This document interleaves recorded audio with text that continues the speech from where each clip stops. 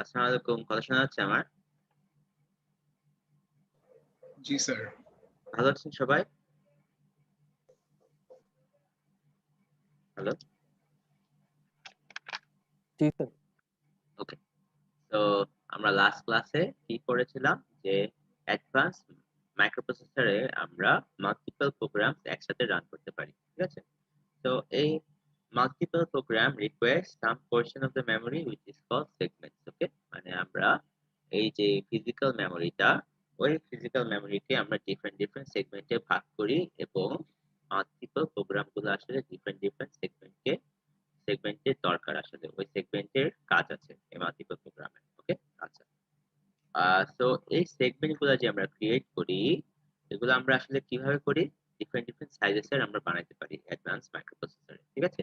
A0 A6 এ সবগুলা এরকম সেগমেন্টের সাইজ ছিল সেম, কিন্তু আমরা অ্যাডভান্স মাইক্রোপ্রসেসরে ডিফারেন্ট সেগমেন্টও ক্রিয়েট করতে পারি, ডিফারেন্ট সাইজেস এর সেগমেন্টও ক্রিয়েট করতে পারি। ওকে? তো আমরা যদি একটা সেগমেন্টকে ডিফাইন করতে চাই, ওকে, তো তখন আমাদের আসলে কি লাগে? তখন আমাদের ওই সেগমেন্টের বেস অ্যাড্রেস লাগে এবং ওর লিমিটের ভ্যালু লাগে। ঠিক আছে? তো বেস অ্যাড্রেসটা কি? ওর স্টার্টিং ভ্যালু। এবং লিমিটটা কি? লিমিটটা হচ্ছে হলো ওর ম্যাক্সিমাম অফসেট, যেটা আমরা এই বেস অ্যাড্রেসের সাথে অ্যাড করতে পারবো। ঠিক আছে? মানে ওর লাস্ট অ্যাড্রেসটাই হচ্ছে ওর লিমিটের ভ্যালু। ওকে? আচ্ছা, মানে লাস্ট যেই অ্যাড্রেসটা, ওই লিমিটের ভ্যালুটা আমরা যদি অ্যাড করি তাহলে ওই লাস্ট অ্যাড্রেসটা পাবো। ঠিক আছে? তো আমরা দেখে আসছি যে প্রত্যেকটা প্রোগ্রামের জন্য অনেকগুলা সেগমেন্ট লাগে। ঠিক আছে? অনেকগুলা সেগমেন্ট লাগে এবং স্পেসিফিক সেগমেন্ট গুলা ওই স্পেসিফিক প্রোগ্রামের জন্য বরাদ্দ থাকে। ঠিক আছে? স্পেসিফিক সেগমেন্ট গুলা ওই স্পেসিফিক প্রোগ্রামের জন্য বরাদ্দ থাকে। ঠিক আছে? তো এই স্পেসিফিক যে সেগমেন্ট গুলা, যেগুলা একটা প্রোগ্রামের জন্য বরাদ্দ থাকে, ওগুলো আসলে কোথায় স্টোর করি আমরা? ওগুলো আমরা ডেসক্রিপ্টর টেবিলে স্টোর করি। ঠিক আছে? তো ডিফারেন্ট ডেসক্রিপ্টর টেবিল ডিফারেন্ট প্রোগ্রামের জন্য আসলে বরাদ্দ করা থাকে। ঠিক আছে? যেমন প্রোগ্রাম 1 এর জন্য ডেসক্রিপ্টর টেবিল আছে, প্রোগ্রাম 2 এর জন্য ডেসক্রিপ্টর টেবিল আছে, এবং ওই প্রোগ্রামের জন্য যতগুলা সেগমেন্ট থাকবে ওগুলার সবগুলার ইনফরমেশন এই ডেসক্রিপ্টর টেবিলে থাকে। ঠিক আছে?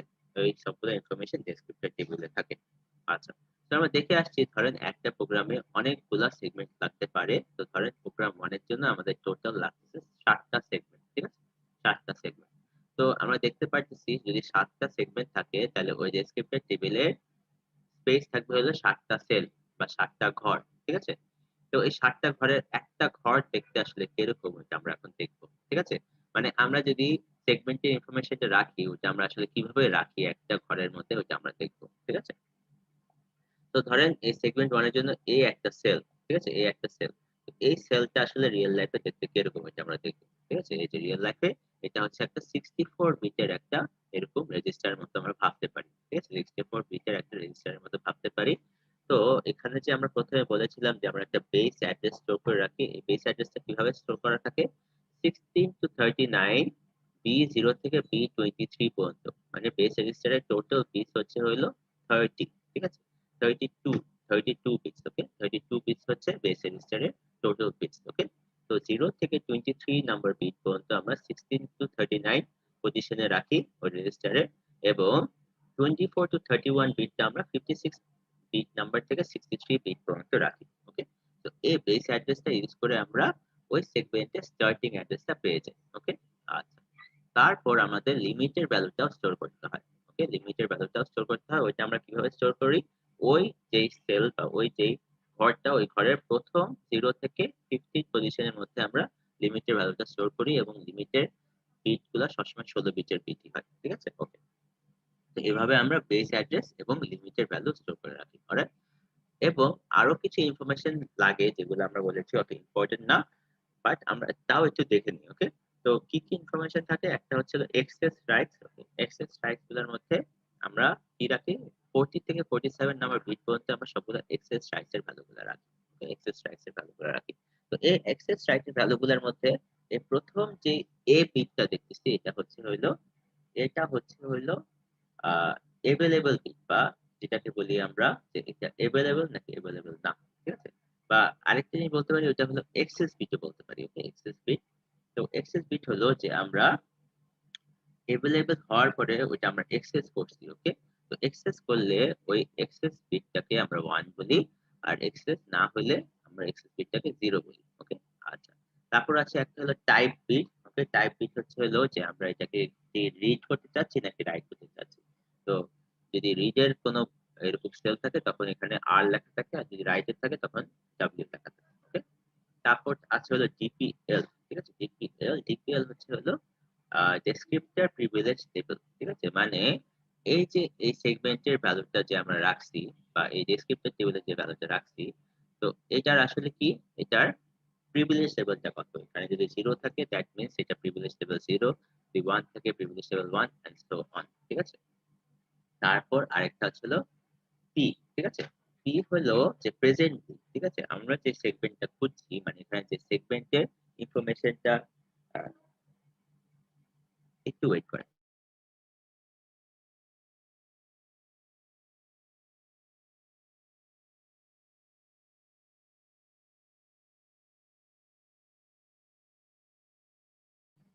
Sorry for the interruption. আচ্ছা যাই হোক, তো আমরা বলছিলাম যে এই যে পি হচ্ছে যেই আমরা সেগমেন্টটা খুঁজছি মানে যেই অ্যাড্রেসটা আছে যে স্পেসিফিক সেগমেন্টের, ওই সেগমেন্টটা আসলে ফিজিক্যাল অ্যাড্রেসে আদৌ আছে নাকি নাই। ঠিক আছে? যদি থাকে তাহলে প্রেজেন্ট বিটটা হবে 1, যদি না থাকে তাহলে প্রেজেন্ট বিটটা হবে 0। ওকে?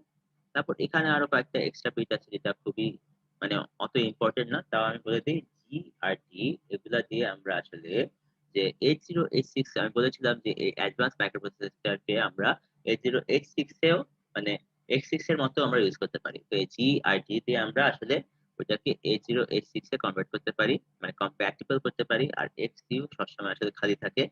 এই জিনিসটা খালি থাকে সো দ্যাট যখন এই অ্যাডভান্স মাইক্রোপ্রসেসর আরো কিছু স্ট্রাইকস আসবে মানে আরো কিছু মানে এক্সট্রা ফিচার আসবে তখন এই ২ টা বিট দিয়ে আমরা আসলে কন্ট্রোল করতে পারবো। বাট আপাতত এগুলো আসলে খালি।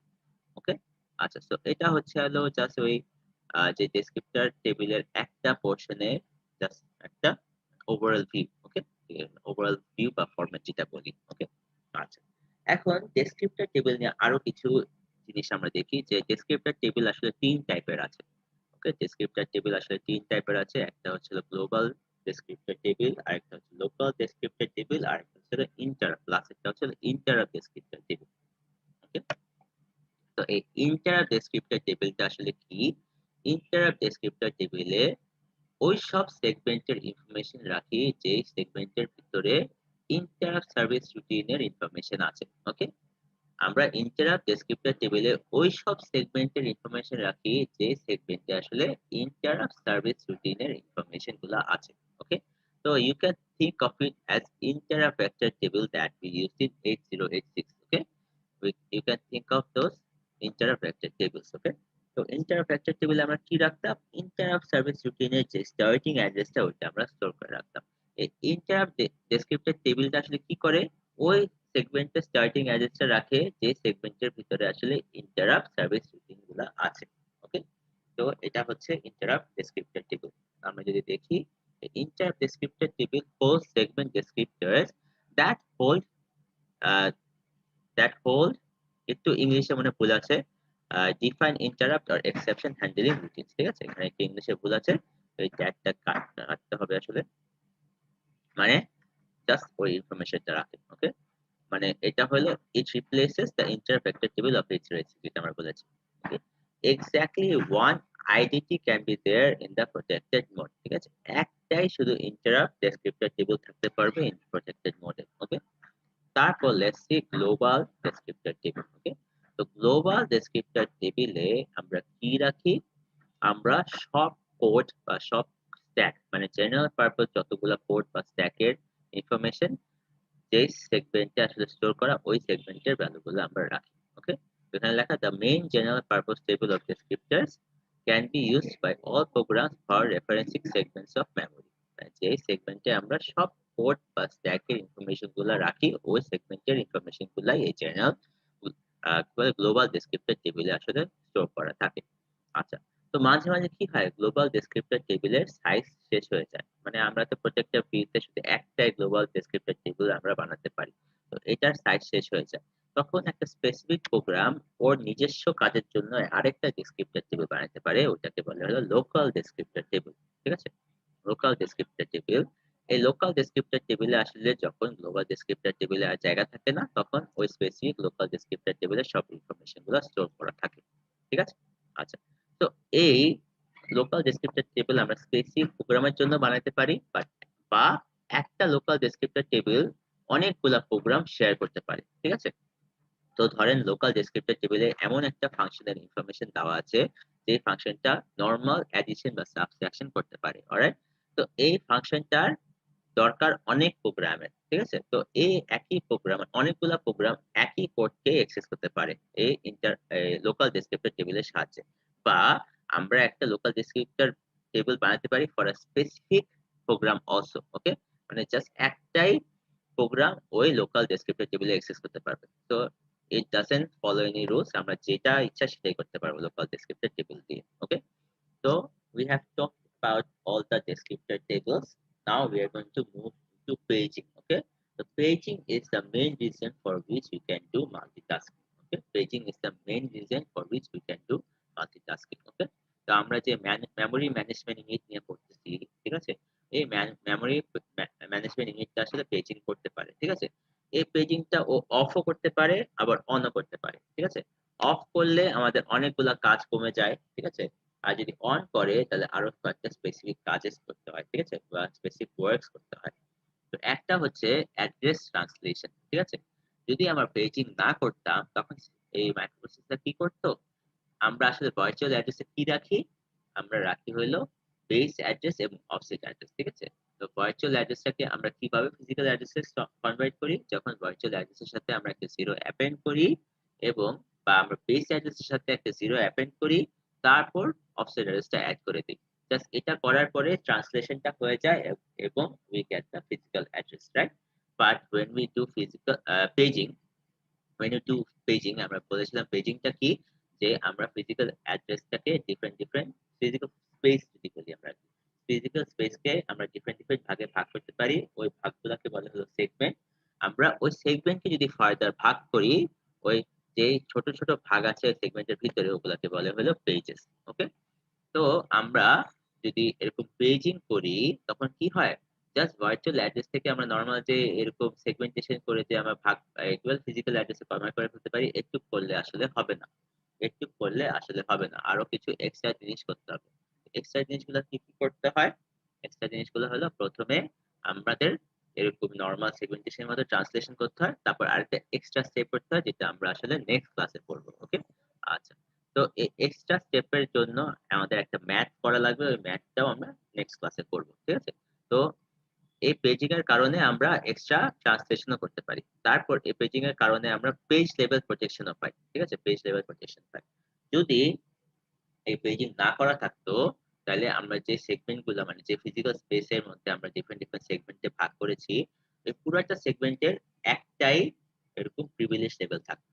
একটাই প্রিভিলেজ লেভেল থাকতো, মানে ওদের যে ক্যাপাবিলিটি পুরো সেগমেন্টের সেম। কিন্তু আমরা যদি পেজেস এ কনভার্ট করি ওই সেগমেন্টটাকে, তাহলে অর্ধেক যে সেগমেন্ট ওকে আমি একটা প্রিভিলেজ দিতে পারবো, আর বাকি যে সেগমেন্ট ওটাকে আরেকটা আমি এরকম প্রিভিলেজ লেভেল দিতে পারবো। ওকে, জিনিসটা বুঝা গেছে? কথা কি বুঝছেন আমার? যে আমি পেজ লেভেল প্রটেকশনটা কিভাবে করি? যেহেতু আমি সেগমেন্টটাকে আরো ফার্দার ভাগ করতেছি, তো এই ডিফারেন্ট ভাগকে আমি ডিফারেন্ট প্রটেকশন লেভেলও দিতে পারবো। ঠিক আছে? বা প্রিভিলেজ লেভেলও দিতে পারবো। আমার কথা কি শোনা যাচ্ছে? জি স্যার। ওকে, আচ্ছা। তো পেজিং এর কারণে এই দুটা ক্যাপাবিলিটিস আমরা করে ফেললাম। লাস্ট যে ক্যাপাবিলিটি ওইটা হচ্ছে ডিমান্ড পেজিং। ঠিক আছে? Demand paging. এই ডিমান্ড পেজিং এর কারণে আমরা কি করতে পারি?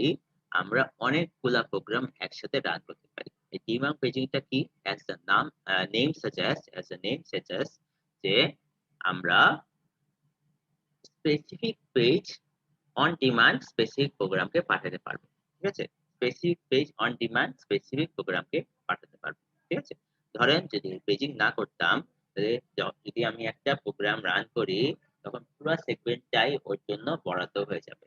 বা যদি আমরা পেজিং করি, তাহলে ওই জাস্ট ওই পোরশন অফ পেজ, মানে অনেক স্মল অ্যামাউন্ট অফ মেমোরি ওই প্রোগ্রামের জন্য আমরা বরাদ্দ করতে পারবো। ঠিক আছে? ওই প্রোগ্রামের জন্য আমরা বরাদ্দ করতে পারবো।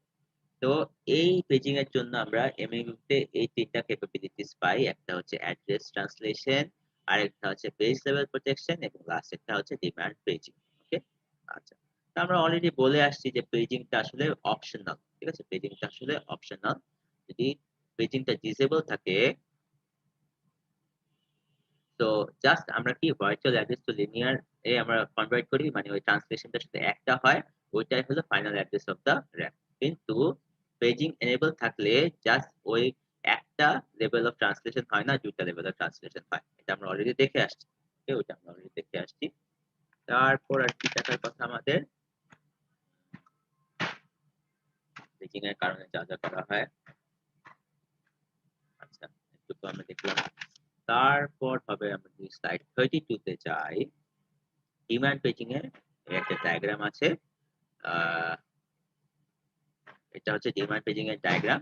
যে ধরেন আমরা ভার্চুয়াল অ্যাড্রেসের যে ডিফারেন্ট কোড আছে, ওটাকে আমরা স্পেসিফিক ফিজিক্যাল স্পেসে জায়গা দিতে পারি, যেটা আমরা অলরেডি বলে আসছি। ওকে, আচ্ছা। তো এরকম অনেক কম হয় যে এরকম স্পেসিফিক স্পেসে সবগুলা আসলে ইউজ হয়ে গেছে, বিকজ সবগুলা প্রোগ্রাম আসলে একসাথে রান করে না।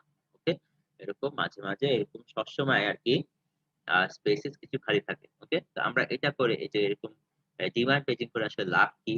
আমাদের মেমোরি সবসময় লিমিটেড থাকে, but the size of the program grows exponentially. Okay, তো এই এক্সপোনেনশিয়ালি গ্রোন কোডকে আমরা কিভাবে আসলে জায়গা দিব? আমরা এরকম ডিমান্ড পেজিং হিসাবে আমরা জায়গা দিব। দ্যাট মিনস আমরা অনেক small amount of memory use করে আমরা একটা প্রোগ্রাম রান করতে পারবো এবং মাল্টি প্রোগ্রামও রান করতে পারবো। ওকে, আচ্ছা। এবং আমরা যে বলেছিলাম যে অ্যাড্রেস ট্রান্সলেশন এর সময় আমাদের যদি পেজিং এনেবল না থাকে, তাহলে আমাদের একটা স্টেপ করা লাগে না, আর পেজিং এনেবল করা থাকলে আরেকটা স্টেপ করা লাগে। তো এখানে এটার একটা ভিজুয়াল রিপ্রেজেন্টেশন। তো ধরেন লজিক্যাল অ্যাড্রেস বা ভার্চুয়াল অ্যাড্রেসকে আমরা লিনিয়ার অ্যাড্রেসে কনভার্ট করলাম। ঠিক আছে? যদি পেজিং না থাকে তাহলে ডাইরেক্ট ওই অ্যাড্রেসটাই আসলে আমাদের ফিজিক্যাল মেমোরি অ্যাড্রেস। আর যদি পেজিং থাকে তাহলে আমাদের একটা এক্সট্রা স্টেপ করতে হয়। ওই স্টেপটা আমরা নেক্সট ক্লাসে দেখব।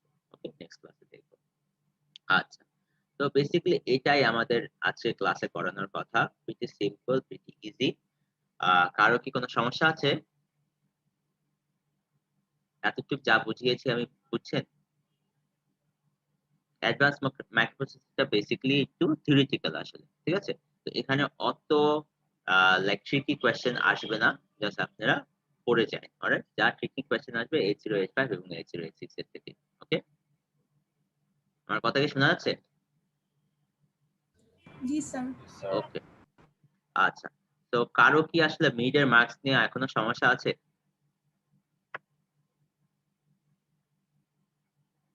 মিড এর মার্কস নিয়ে